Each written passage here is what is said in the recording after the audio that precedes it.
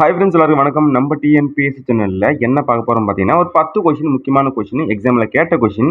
இதற்கு முந்தைய வீடியோல பார்த்தீங்கன்னா, இந்த கொஸ்டினுக்கான விடையை உங்களை கேட்டிருந்தேன். இந்தியாவிலேயே முதல் முறையாக அரசு ஊழியர்களுக்கு காப்பீடு திட்டத்தை அறிமுகப்படுத்திய மாநிலம். கொஞ்சம் பேர் சரியா ஆன்சர் பண்ணியிருந்தீங்க.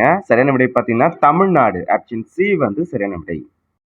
இன்னைக்கான ஒரு 10 கொஸ்டின் பார்க்க போறோம். ஃபர்ஸ்ட் கொஸ்டின், இந்தியாவில் செங்கற்களால் ஆன மிக பழமையான கோவில் யார் காலத்தில் கட்டப்பட்டது? சரியான விடை வந்து குப்த அரசர்கள். ஆப்ஷன் டி சரியான விடை.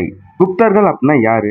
குப்தர்கள் வந்து இந்தியாவின் புகழ்பெற்ற ஒரு பண்டைய அரச மரபாக இருந்திருக்காங்க. இவங்க வந்து கிபி 320 550 வரையும் இவங்க ஆட்சி காலம் வந்து இருந்தது. குப்த வம்சத்தின் நிறுவனர் வந்து ஸ்ரீகுப்தர். அதுக்கப்புறமா முதலாம் சந்திரகுப்தர், இரண்டாம் சந்திரகுப்தர், முதலாம் குமாரகுப்தர், ஸ்கந்தர்குப்தர் என இவங்களுடைய அந்த அரச மரபு வந்து நீண்டுகிட்டே போகுது. என்னன்னு பாத்தீங்கன்னா, இந்தியாவில் செங்கற்களால் ஆன மிக பழமையான கோவிலானது குப்த அரசர்கள் காலத்துல வந்து கட்டப்பட்டு இருக்கு. இந்தியாவில் செங்கற்களால் ஆன மிக பழமையான கோவில் யார் காலத்தில் கட்டப்பட்டது? குப்தர் அரசர்கள். Option D. அடுத்த வினா, சிறப்பு பொருளாதார மண்டல சட்டம் இந்திய பாராளுமன்றத்தில் டேஸில் இயற்றப்பட்டது. சரியான விடை மே 2005.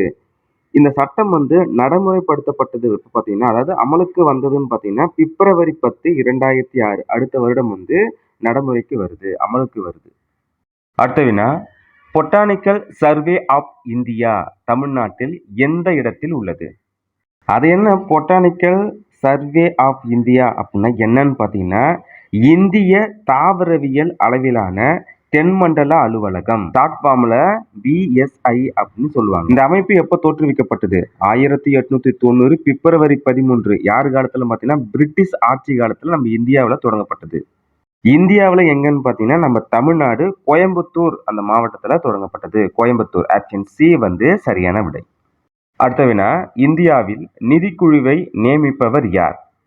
சரியான விடை இந்திய ஜனாதிபதி. ஆப்ஷன் ஏ சரியான விடை. அடுத்த வினா, சகசகாப்தத்தின் அடிப்படையில் டேஸ் முதல் தேசிய நாட்காட்டி ஏற்கப்பட்டது. மார்ச் 22, 1957. ஆப்ஷன் சி சரியான விடை. அடுத்த வினா, எந்த மாநிலம் குறைந்த கல்வி அறிவு விகிதம் பெற்றுள்ளது? ஆப்ஷன் பி சரியான விடை பீகார். பீகார் மாநிலம் குறைந்த கல்வி அறிவு விகிதம் பெற்றுள்ளது. ஒரு டெஸ்லா என்பது? ஆப்ஷன் டி வந்து சரியான விடை வெபர் மீட்டர் ஸ்கொயர். டெஸ்லா என்னன்னா நமக்கு கார் ஞாபகம் வரும்.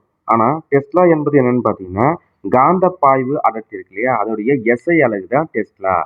காந்த பாய்வு அடர்த்தி அதோடைய எஸ்ஐ அலகு டெஸ்லா. அடுத்தவினா, டி ஆர்பிட்டலின் கொள்ளளவு எத்தனை எலக்ட்ரான்? ஃபர்ஸ்ட் நம்ம டி ஆர்பிட்டல் அப்படின்னா என்னன்னு சொல்லிட்டு தெரிஞ்சுப்போம். அணுவின் எலக்ட்ரான்கள் பரவி கொண்டிருக்கும் ஒரு வகை சுற்றுப்பாதை தான் டி ஆர்பிட்டல். டி ஆர்பிட்டல்கள் வந்து மொத்தம் 5 ஆர்பிட்டல்கள் கொண்டிருக்கு. ஒவ்வொரு ஆர்பிட்டலும் 2 எலக்ட்ரான்களை கொண்டிருக்கிறதுனால இது வந்து மொத்தமா டி ஆர்பிட்டல்கள் 10 எலக்ட்ரான்களை கொண்டுள்ளது.